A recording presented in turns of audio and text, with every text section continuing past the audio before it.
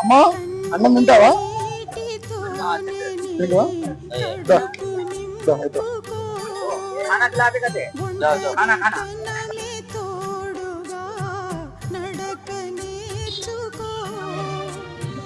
సింహరాశిలో పుట్టిన సూర్యుడే నీవురా, నిన్ను మోసి కన్నా ఆశలే నీకు దీవెనవగా, అందరి కంటి కాంతిగా మారి ముందుకు సాగరా. చేరుకో అమ్మా అని పిలిచి పిలిచి గుండె పిండకురా. వద్దు తిను.